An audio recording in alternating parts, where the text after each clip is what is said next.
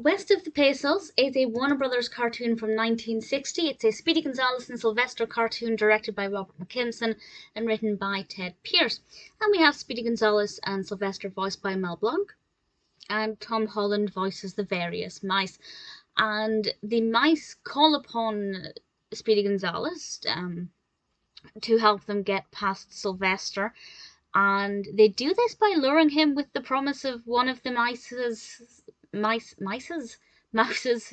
sisters. That's a weird sentence to say. One of the sisters of one of the mice. And I have to say I like the design of the mouse. And it did occur to me that actually they very seldom feature female mices. I don't know why I can't say this today. They very seldom feature female mice in Speedy Gonzales cartoons. It's never occurred to me until now. But they're usually always male mice.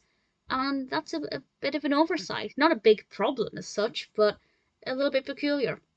Nevertheless, Speedy comes along and does everything he can to try and outsmart Sylvester. And I won't say any more than that, but to be honest, there's not much more to say. I feel like not a lot happens compared to the average Speedy and Sylvester.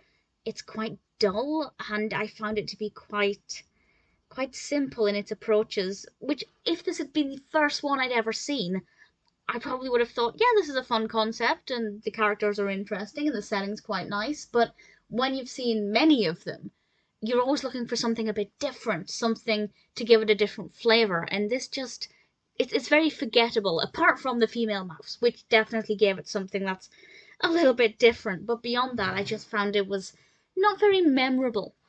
Although there was a bit with a train that I liked. I liked that bit, and I liked the design of the female mouse, but other than that, I felt West of the Pesos just wasn't that interesting. It didn't offer very much excitement. I'd recommend it if you're planning on watching all of the Speedy and Sylvester cartoons, because by no means is it a bad cartoon. There's nothing wrong with it as such, but there's also nothing about it that's really interesting other than the female mouse. West of the Pesos is probably not one I'd watch again.